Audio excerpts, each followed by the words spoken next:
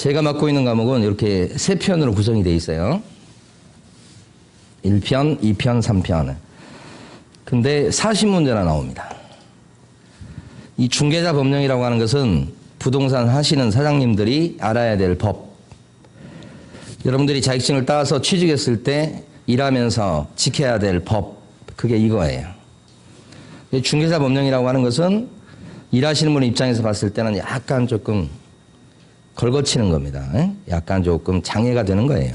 그러니까 뭐 기쁘게 받아들이는 건 아니지. 여기 보면 최근에도 보면 일하시다가 소속 공인중개사라고 해서 밑에 직원으로 일하시는 분인데 도장 안 찍어서 자격정지 3개월을 받았어요. 지금 아직 놀고 있어요. 일 못하니까. 그러니까 자격증 따시면 지켜야 될 법 이렇게 생각하시면 되고, 근데 여기서 28문제가 출제돼요. 이 편은 뭐냐면 거래 신고 등에 관한 법률이에요. 부동산에 대해서 아파트 같은 거 매매하게 되면 실거래가 신고를 해요. 부동산 사장님들이 주로 해주게 돼요. 그에 관련된 법이에요. 그것만 있는 건 아니지만 여기서 한 5문제 정도가 출제가 돼요. 근데 이 거래 신고 제도는 사장님이 하는 건 맞지만 요 위에 법하고 아무 관련성이 없어요. 그러니까 이건 이거고 이건 이거고. 3편에 보면 중개 실무가 있어요. 이 중개 실무 파트는 중개 활동을 하시면서 알아야 될 법이에요. 이것도 법입니다. 대표적으로 알아야 될 법이 뭐냐면 주택, 임대차, 보호법. 그럼 나중에 자격증을 따고 현장 가시면 제일 많이 써먹는 법이에요. 근데 이 법이 민법 시험범에도 들어가 있죠. 중개 실무에도 나옵니다. 올해 같은 경우에도 한 문제가 출제됐으니까요. 그 다음에 상가 중개할 때는 상가 건물 임대차 보호법이라는 게 있어요. 이것도 거의 매년 한 문제씩 출제가 됩니다. 실무에도 상가 중개하실 분은 꼭 아셔야 될 법이죠. 이것도 민법 시험범위에 들어가 있습니다. 거의 매년 한 문제씩 출제가 되니까 중개 활동을 하면서 부동산 사장님이 알아야 될 그런 법이다 이런 뜻입니다. 다 법이에요. 이거 이외에도 이제 또 많이 수험생들이 어려워하시는 건데 경매에 관련된 법도 있어요. 그래서 이제 실무 과정에서 알아야 될 법을 시험 보는 거예요, 여기는. 그래서 한 7문제 정도 출제가 돼요. 근데 이 실무에 관련된 법은 이 법하고 아무 관련이 없어요. 오히려 민법이에요. 그래서 이렇게 세 편으로 구성이 되어 있어요. 근데 가만히 보시면 다 별개입니다. 별개. 이렇게. 근데 시험 문제 출제 비중은 여기가 제일 높죠. 그 다음에 여기. 올해 시험은 어떻게 나왔냐면 중개사 법령에서 27문제가 출제됐어요. 한 문제 줄었죠. 거래 신고 등에 관한 법에서는 8문제가 출제됐으니까 3문제가 늘었단 말입니다. 중개 실무에서는 5문제가 출제됐으니까 2문제가 줄었죠. 근데 올해 출제된 이 비중은 정상적인 건 아니에요. 자, 어떤 측면이 있냐면 이건 뭐 거기서 거긴데 거래 신고 등에 관한 법률에서 대표적으로 이제 출제가 많이 됐던 게 뭐냐면 주택 임대차 신고 제도가 6월 1일 날부터 생겼어요. 그게 한 문제 추가돼서 나왔어요. 새로 생긴 추가된 법이에요. 토지거래 허가 제도가 문제가 좀 많이 나왔습니다. 3문제, 4문제 나왔으니까. 그것 때문에 비정상적으로 커진 거고요. 여기 보면 중개 실무 파트에서는 가만히 보면 줄었죠. 대표적으로 줄은 게 뭐냐면 확인 설명서 부분이에요. 이게 출제가 안 됐는데 확인 설명서 부분은 시행 규칙이 지금 바뀌는 중이에요. 바뀐 건 아니고. 그래서 이것은 출제를 안 한 것 같아요. 그러다 보니까 출제가 좀 늘었어요, 저기. 앞으로 이제 예상하는 문제는 이렇게 보시는 게 맞을 거예요. 많이 나오면 6문제까지 정도 나올 수도 있겠습니다. 좀 양이 많아요. 그 다음에 여기는 7문제 보셔야 됩니다. 이것도 적은 겁니다, 사실은. 그래서 정상은 요거고 올해는 조금 다르게 나왔다 이렇게 생각하시면 되고. 그 다음에 이제 여러분 시험 공부하는 측면과 관련해서 가만히 보면 2편 어렵고요. 3편이 공부할 내용이 많습니다. 민법 내용이에요. 그러니까 민법 열심히 공부하시게 되면 여기가 커버가 돼요. 그래서 2편과 3편이 출제 비중은 12문제밖에 안 됩니다. 공부하는 비중은 제가 볼 때는 절반이에요. 절반. 법령 부분은 문항수는 많죠. 내용 자체가 어렵진 않아요. 그래서 여기는 한두 번 정도 공부하시고 문제 좀 푸시면 점수에서 별 차이가 없습니다. 수험생 간에. 그럼 차이가 나는 것은 거의 여기에요. 그래서 공부하실 때 2편, 3편에 중점을 두셔서 공부를 하셔야 됩니다. 공부할 내용도 많습니다. 여기하고 비교가 안 됩니다. 공부해 보신 분은 이해가 되시는 부분이고 이 내용이 처음 준비하신 분들 입장에서 봤을 때는 뭐 다 똑같아 보이는데 문항수가 많은데 이렇게 생각해서 그럴까 싶은데 나중에 여러분들이 공부 한 2번 정도 도시고 한 3월 정도에 딱 보시면 이 내용이 자 어떤 내용을 제가 말씀드린 건지 이해가 되실 거예요. 그래서 결론적으로 제가 수업을 진행할 때 지금 우리가 입문 과정이잖아요. 11월 달하고 12월 달 수업 진행할 때는 어떻게 보면 요 3편 중개 실무 활동부터 수업을 진행할 겁니다. 그리고 나서 1편으로 올라가서 여기서부터 쭉 진도 나가서 마지막은 크리스마스 때 그때쯤 돼서 요거 끝낼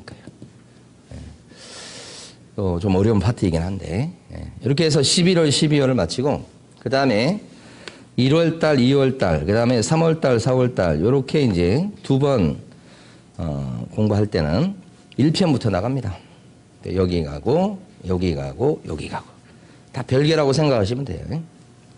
그런데 나중에 여러분 이제 5월달쯤 되시면 5월달 가죠. 7, 8 이렇게 2번 공부할 텐데 이때는 처음에 시작할 때 2편부터 공부할 겁니다. 여기가 내용이 많고 어려워요. 제가 볼 때 이게 이제 보통 5주 정도 공부를 하고요. 5번. 요게 1주인데 요게 2주고 그래요. 그런데 공부하는 내용이라든지 난이도 이거 봤을 때 이거 1주보다는 좀 더 해야 될 거예요. 그래서 마지막에 가서 공부하실 때는 이거 절반 보셔야 됩니다. 그래서 요 시간을 조금 줄이고 더 투자하는 쪽으로 이렇게. 그래서 5, 6, 7, 8은 여기 가고 여기 가고 여기 가고 이런 식으로. 아무래도 처음에 이제 한 첫 달 정도까지는 아무래도 좀 여러분들이 더 열심히 공부할 거 아닙니까? 두 번째 달은 조금 쉬운 부분을 공부하고 이런 식으로 가는 게 집중도 측면에서 좋겠더라 이렇게 보는 겁니다. 그래서 시험장에 갈 수 있게끔 그렇게 할 거니까요. 자, 그리고 나서 이제 오늘이 벌써 금요일이에요. 일주일도 금방 가요. 출제 경향과 그 다음에 공부 방법에 대해서 조금 설명드리고 가도록 하겠습니다. 지금 이제 전체적인 중개사 시험의 난이도는 올라가고 있는 중이에요. 그러니까 어떻게 보면 이번 시험이 제일 쉬웠다. 앞으로 시험은 어려워질 거다. 이렇게 생각하셔야 돼요. 근데 제가 쭉 보니까 중개사 시험의 출제 경향이 바뀐 게 있잖아요. 제가 느끼기에는 30회 때 보니 그때부터 바뀌었어요. 3년 전이에요. 30회 때, 31회 때, 32회 때 이렇게. 올해가 32회, 여러분들은 이제 33회입니다. 중개사법의 한정에서 다른 과목은 제가 모르겠는데 중개사법의 한정에서 보면 30회 때부터 바뀌었어요. 그 희한합니다. 그래서 이게 경향이 바뀌었을까 싶은데 31회 때도 그랬고요. 올해까지 딱 나온 걸 보고 아 바뀌었구나 이제 확신하게 됐어요. 그게 뭐냐면 두 가지예요. 첫 번째가 뭐냐면 사례형 문제가 이제 비중이 많이 올라갔어요. 이 사례형 문제라고 하는 것은 사실 여러분들이 민법 시험 같은 데 보면 올해 민법 시험이 어려웠대요. 그런데 민법은 기본적으로 가불병 이렇게 해서 문제를 출제하는 경우가 되게 많아요. 이런 유형의 문제가 출제되기 시작했어요. 그전에도 출제가 됐지만 뭐 한 문제 나오거나 두 문제 나오거나 그랬는데요. 특히 중개 실무 파트에서. 근데 지금은 이제 특히 31회 때가 많이 나왔습니다. 한 10문제 가까이 나왔어요. 가불병이. 어려웠죠. 근데 올해는 5문제 나왔습니다. 줄었죠. 근데 어쨌거나 옛날에 비해서는 는 겁니다. 가불병이. 사례형 문제가 는 거예요. 그러니까 이제 출제경이 가불병 나와가지고 문제 길어진 거, 그거 풀어내는 연습을 꼭 하셔야 돼요. 앞으로 계속 그렇게 나올 거예요. 그 다음에 또 하나가 박스형 문제. 박스형 문제가 옛날에도 있었어요. 옛날에도 있었는데 그 박스형 문제 같은 경우에 보면 초창기에는 제가 쭉 보면 한 4문제에서 5문제 나왔습니다. 박스형 문제가 적었어요. 일단 계속 늡니다. 그래서 이제 6, 7문제 정도 단계를 거쳐가지고 거의 10문제 가까이. 그러니까 8문제에서 10문제까지 는 거예요. 그러니까 박스형 문제가 많이 급속도로 늘어난 시점이 여기. 한 요 정도 되다가 이렇게. 근데 작년에 박스형 문제는 한 10문제 가까이 됐어요. 작년에. 근데 올해는 몇 문제냐? 16문제. 그러니까 박스형 문제가 엄청 많이 늘었어요. 나중에 이제 기출문제 한번 구할 그 기회가 있으시면 한번 보세요. 16문제예요. 그러니까 여기에서 10문제 박스 나왔다가 여기가 16문제예요. 근데 2개가 겹치는 문제도 있어요. 한두 문제 정도예요. 뭐 어떻게 생각하셔야 되냐면 사례형 문제하고 박스형 문제가 합쳐서 20문제는 나온다고 보셔야 돼요. 절반. 그러니까 여러분들이 이제 시험 대비하실 때 중개사법 같은 경우는 박스형 문제하고 사례형 문제 가지고 난이도 조절을 하는구나 라고 생각하시면 돼요. 그러니까 내용 자체가 어려워지는 게 아니에요. 여러분 시험범위에 들어가는 내용은 똑같아요. 근데 그걸 갖다가 시간 안에 풀 수 없게 만들기 위해서 노력하는 거예요. 그게 난이도가 올라간다는 뜻이에요. 옛날처럼 그냥 가불병 안 나오고 임대인, 임차인 뭐 이렇게 딱 나와버리게 되면 시간을 그렇게 많이 안 잡아먹어요. 바로바로 생각을 떠올릴 수 있으니까. 사례형 문제로 딱 나오면 또 생각을 좀 하셔야 돼요. 박스형 문제는 이렇게 고르다 보면 왠지 또 이렇게 정답을 잘 비껴갑니다. 그래서 난이도가 올라간다는 게 이런 출제 경향하고 관련돼 있고.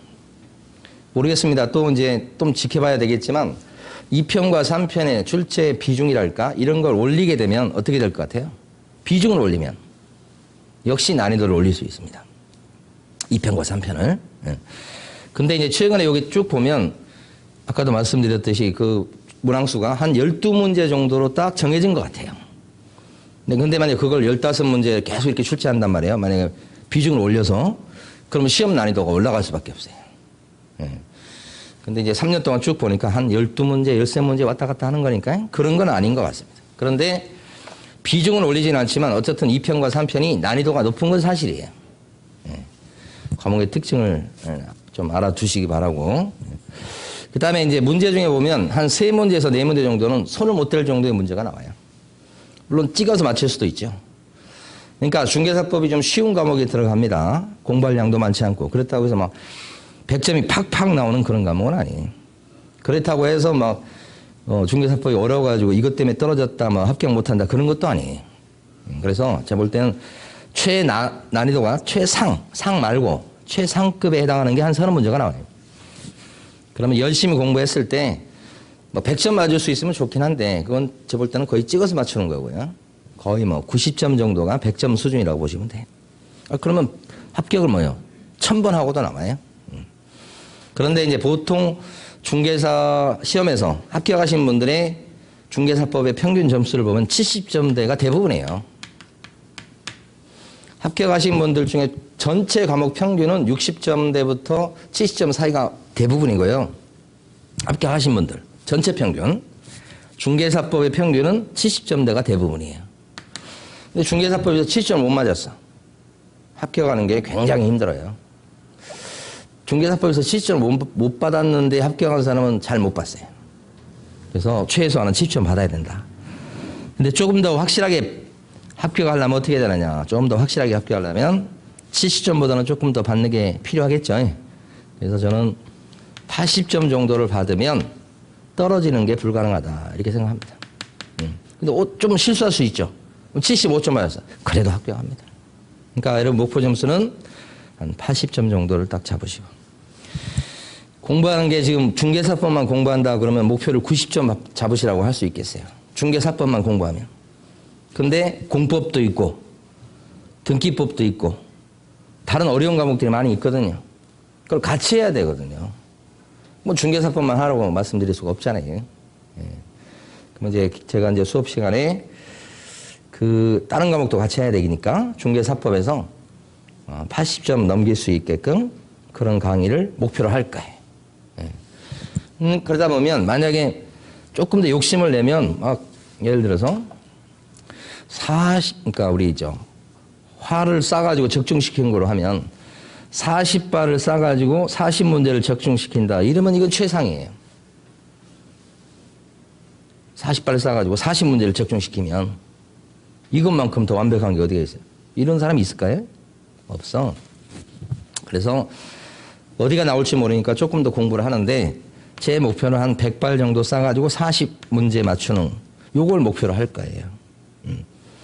근데 이제 또 뭐 경우에 욕심을 낸다면 200발을 싸서 40문제를 맞춘다. 이렇게 될 수도 있는데 이렇게 되면 다른 과목 공부하는데 시간을 갖다가 뺏기게 되잖아요. 그래서 제가 이제 강의하면서 느끼는 건데 제발 제가 공부하십시오. 여기까지 시험에 나옵니다. 그렇게 하면 고생을 덜 해요. 그런데 이제 수험생분들 중에서는 또 불안하니까 자기 스스로 막 이렇게 더 하는 경우도 있긴 한데 쭉 지금 30회 때부터 32회까지 쭉 보더라도 이제 출제 경향이 이런 게 거의 드러났어요. 그럼 여기까지 딱 이렇게 공부하면 떨어질 일이 없어요. 예, 그거 선생님을 믿고 하셔야 돼. 예. 그럼 100번, 1000번 합격, 그것도 고생 않고 합격하는 거예요. 그래서 그걸 목표로 해서 수업을 할 테니까 막 너무 구석지에 있는 거 공부하려고 하지 마시고 시험에 잘 나오고 중요하고 그 부분을 계속 반복해서 하는 게 중요한 거예요. 그래서 그 말씀을 드리고 싶었고 자 이걸 갖고 있으면서 찾고 있네요. 흔히 있는 일입니다. 자, 이 공부 방법에 대해서 다른 선생님들이 많이 말씀하셨겠지만 제가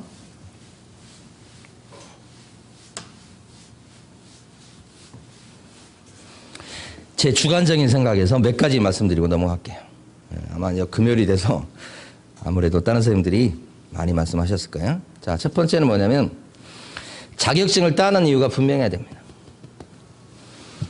그러니까 여러분 지금 11월 달에 오신 분들은 제가 지금 중개사 시험에서 재수하신 분들 많아요. 근데 그분들의 특징이 뭐냐면 원래 이거 합격하려면 1년을 갖다가 온통 쏟아붓어야 돼. 근데 좀 늦게 와요. 그러면 재수가 기본이 돼요. 그러니까 저는 여기 써놓지 않았지만 겨울에 일찍 와가지고 11월부터 좀 늦어도 1월부터 1년을 갖다 쏟아부으면 합격할 수 있는 정도의 시험이에요. 근데 늦게 오잖아요.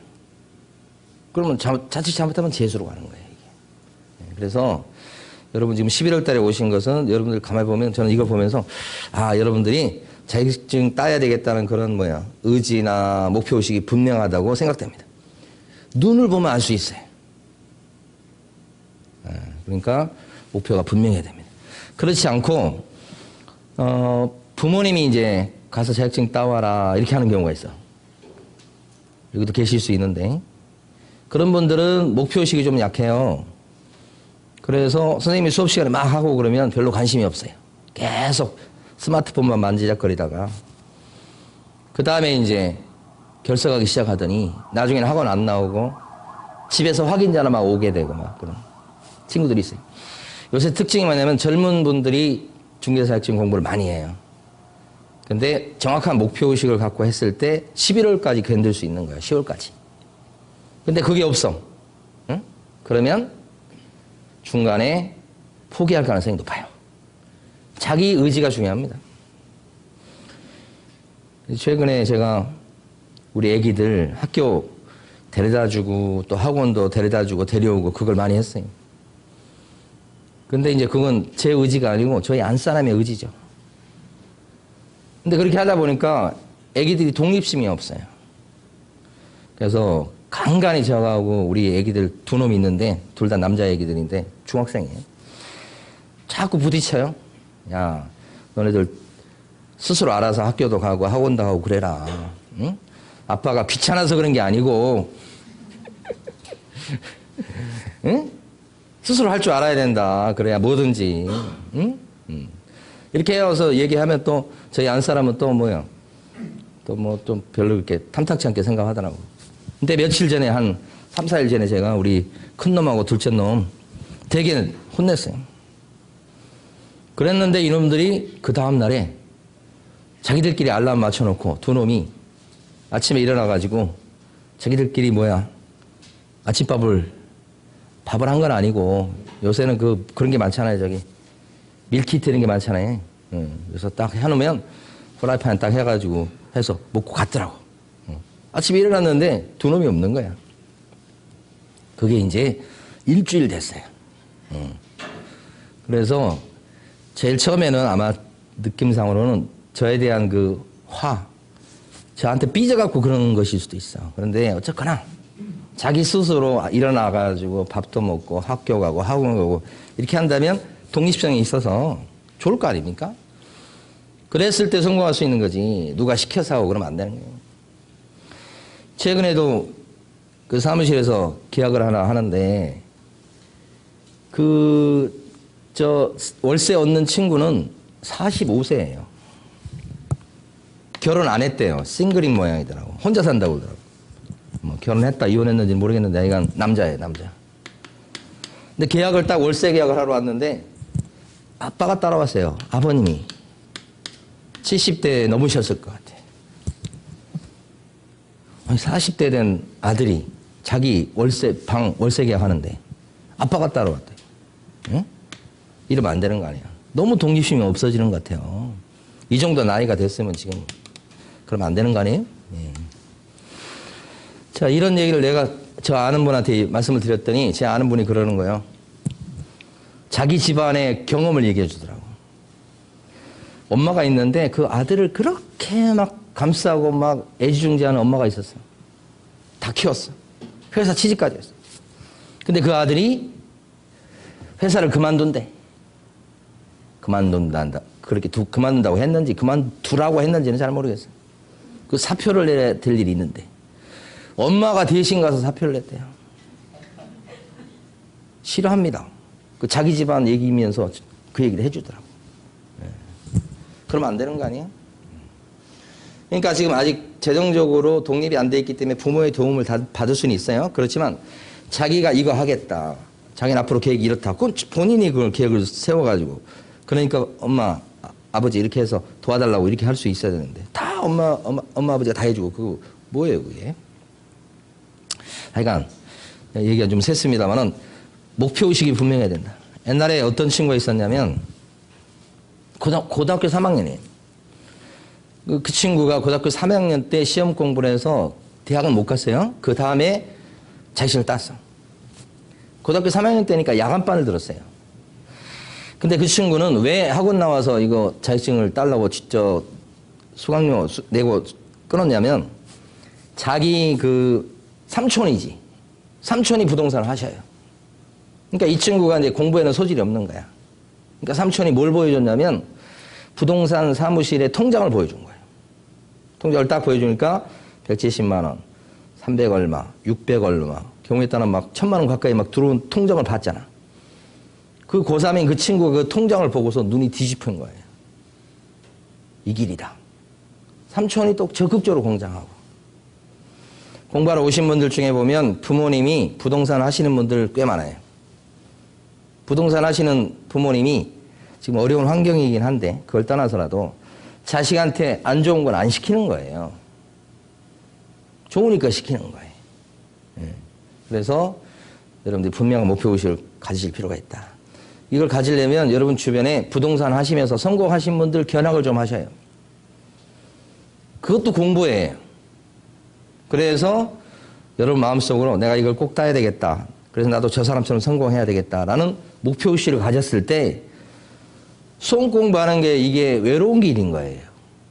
그 길을 여러분들이 극복하고 참고 이겨내서 합격까지 갈 수 있는 거예요.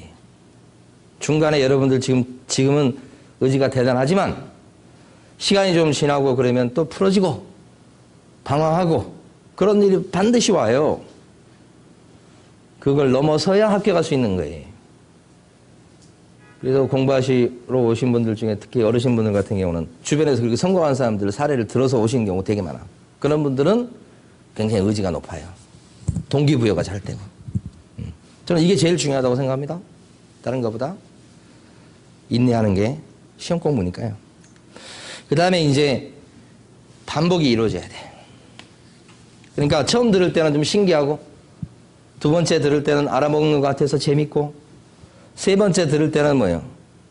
그때부터는 이제 다 아는 것 같아요. 그러면서 이제 나태해질 수 있어요. 그래서 재수하시고 삼수하시는 분들 중에 보면 이제 무슨 얘기 할 줄도 알고 막 다 그래가지고요. 이제 약간 나태해지면서 주변 막 처음 와가지고 하는 사람들은 아무것도 모르잖아요. 그런 분들한테 막 가르쳐줘요. 예, 이렇게 한다고. 왜? 모의고사 보니까 첫 모의고사 같은 건 점수가 되게 잘 나오거든. 그래 놓고 남 가르쳐주면서 자기 공부는 안 해요. 좀 이따 나는 다 아는 것 같으니까 학원도 잘 안 나오고 막. 그래서 또 다시 공부하게 되는 거예요. 그런 케이스를 꽤 봐요. 그러니까 반복을 해서 합격하는 것은 맞는데 그 과정에서 역시 조금 참으셔야 돼요. 계속해서. 아는 것 같지만 여러분들이 사실은 지금은 이렇지만 나중에 3월달, 5월달 가면 다 아는 내용도 있을 수 있어요. 근데 왜 학원 나와서 앉아있느냐? 그 시간에 스스로 공부했을 때 3시간을 공부할 수 있느냐? 못할 확률이 대단히 높아요. 나와서 같이 공부하는, 같이. 그런 생각으로 앉아서 공부하실 생각을 하셔야지. 결석이 있으시면 안 돼, 그래서. 그냥 같이 공부한다고 생각해야지. 내가 모르는 거 배우러 나온다 생각하지 마시고. 그 중에 모르는 것도 있을 수 있으나, 응? 가면 갈수록 아는 게 많아질 거 아닙니까? 그때 결코 자만하시면 안 된다. 겸손해. 그런 분들이 합격자 모임에 나타나더라. 막바지로 갈수록 열심히 하신 분들이 있잖아요. 그런 분들이 막판에 골인 라인에 먼저 들어오더라는 거죠. 응? 자, 그 다음에요. 기출문제. 다른 과목하고 다르게 우리 중개사법은 기출문제가 출제될 확률이 80% 이상이에요. 그럼 80점 맞으면 합격 아니에요? 그럼 기출문제만 하면 돼요. 확실해요. 기출문제 했던 걸 5번 이상 반복을 하세요. 문제를 암기할 정도. 그래서 답을 맞추라는 뜻이 아닙니다. 이게 왜 틀렸는지, 이거 왜 맞았는지 그 이유를 아시라는 얘기예요. 그러면 똑같은 지문이 나와요. 경우에 따라 심하면 똑같이 문제가 나올 때도 있고 그래요. 그래서 나중에 기출문제 집 나올 거예요. 그 기출문제 집 반복해서. 보통 5개년도 나와요. 5개년도. 그러면 한 해 40문제씩 출제됐으니까 200문제 아닙니까? 우리 중개사법은 100문제만 쌈박하게 뽑아내면 출제될 수 있는 문제에 거의 다 커버할 수 있어요. 근데 몇 문제라고요? 200문제. 시험에서 합격하시는 분들은 두꺼운 책 가지고 그것을 막 다 들어있는 책, 하나도 빠짐없이 있는 책을 가지고 합격하는 게 아니에요. 정말 중요한 내용들만 딱 가려져 있어도 그것을 반복해서 누가 더 많이 봤냐. 아까 지겨운 반복 있잖아요. 얇은 책이지만 10번 본 사람하고 두꺼운 책을 갖다가 다 들어있는 걸 갖다가 한 번 본 사람하고 누가 합격했는가. 100% 예? 얇은 책으로 공부했지만 내용이 별로 없는 것 같지만 그걸 반복해서 많이 본 사람이 합격이에요. 확실해요. 그리고 기출문제만 하시면 돼요. 자, 그 다음에 또 이것도 이제 논란이 많습니다. 시험 공부하는 건 이해하는 겁니까? 암기하는 겁니까? 그게 이상한 질문이에요. 이해도 하고 암기도 하는 거예요. 두 가지가 다 이루어져야지 이해만 하면 돼. 무조건 암기야. 이거 다 옳지 않잖아요. 이해가 돼 있어야 암기하기 쉬운 거다. 응? 그런데 이해를 떠나서 암기해야 될 내용이 있어요. 응? 이해를 떠나서. 그게 전체 공부할 내용 중에 30% 정도는 된다고 봅니다. 우리 중개사법 얘기입니다. 딴 과목 말고. 70%는 듣고 넘어가도 기억에 남아있는 게 있어서 맞출 수 있습니다. 근데 30% 정도는 암기를 하지 않으면 못 맞춰요. 그러니까 이번 시험 문제도 보면 업무정지 사유에 해당되지 않는 것, 이런 건 해당되는가, 해당되지 않는 거, 이런 거 물어봤어요. 그건 암기를 해야 맞출 수 있는 거예요. 그러니까 암기하실 건 암기하셔야지. 그러니까 제가 볼 때 수험생 간의 점수 차이를 버리는 것은 이 부분이 아니에요. 여기에요, 여기. 그래서 계속 수업을 들으시면 2에서 맞출 수 있는 것들은 다 똑같습니다. 거기서 거기입니다. 근데 막바지에 가면 누가 암기상을 잘 암기해서 시험장에 가느냐. 거기서 점수 차이가 나죠. 근데 오해가 있는 건 이겁니다. 암기하는 방법이 뭐냐, 이지. 어떻게 암기하는 거냐. 이것도 제가 뭐 처음부터 알았던 건 아닙니다. 예? 제가 처음에 암기를 해야 된다. 그런 것 별로 그렇게 생각을 못 해봤어요. 그런데 암기하는 방법이 제 생각에는 3가지가 있어요. 첫 번째가 뭐냐면 앞글자 이런 걸 따서 암기하는 게 있어요. 이 앞글자를 따서 두문자라고 하기도 하는데 앞글자를 따서 암기를 한다. 이것은 미신이 아니에요. 과학입니다. 그러니까 이게 앞글자를 따서 그 글자를 가지고 연상하는 거예요. 다 한꺼번에 연상하기가 힘드니까 글자를 따서 그 글자에서 다시 연상을 해서 암기하려고 하는 거예요. 이건 과학이지 어떤 무식한 방법이 아닌 거예요. 두 번째, 이것만 암기라고 자꾸 생각해요. 아니에요. 두 번째 암기는 반복을 무지하게 해서 우리 무의식 세계에 그 내용이 들어가는 것도 암기예요. 제가 이걸 알게 된 건 오래되지 않아요. 그러니까 반복을 많이 해. 10번, 20번, 100번 반복을 해. 그러면 글자를 따지 않았지만 지문을 보는 순간에 떠올라요. 우리 무의식 세계가 있어요. 그래서 이것도 암기예요. 세 번째 암기하는 스타일이 뭐가 있냐면 한 번 딱 보니까 머리에서 지워지지 않아요. 이런 스타일도 있어요. 제가 이런 사람은 많이 보지 못했어요. 그 사람은 딱 보면 그 책의 그 내용이 사진처럼 찍힌대요. 우리 대학 다닐 때 과를 수석으로 들어온 놈이 있어요. 대구 쪽 후배 놈인데 물어보니까 그래요. 그래서 그 글자를 그대로 베껴요. 토시 하나 안 틀리게. 그런 사람도 있어요. 이것도 암기지. 이건 뭐예요? 사진 찍듯이 그냥 기억하는 거예요. 많지는 않겠죠? 암기 방법은 여기 3가지.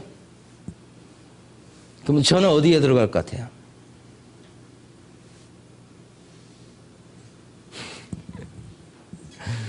저는 어떤 스타일일 것 같냔 말이에요. 저는 두 번째 스타일이에요. 이거 싫어해요. 그래서 반복을 많이 하고, 근데 이제 사람 이제 그 능력에 따라 좀 차이는 있는데 어느 정도 반복을 하냐는 차이가 있어요. 이거 우리가 고시 공부할 때 헌법만 해도 1000페이지예요. 그걸 어떻게 이렇게 공부합니까? 못해요, 그건. 특별한 거 몇 개나 그렇게 하는 거고, 몇 개. 나머지는 대부분 이렇게 해요. 그러니까 제가 처음에 강의할 때는 이건 생각도 안 하고 있었어요. 그랬더니 수험생들이 뭐라고 그러냐면, 선생님, 이거 암기가 안 돼요. 암기 방법 좀 만들어서 가르쳐 주세요. 이렇게 하는 거예요. 이걸 원하더라고요. 그래서 제가 강의 시작하고서 한 5년 지나고 나서부터 떠듬떠듬 하나씩 만들기 시작했어요, 이걸. 근데 제가 객관적으로 파악해보면 수험생 중에 이렇게 하는 수험생보다 이게 맞는 수험생이 더 많아요. 그러니까 수험생마다 차이가 있어요.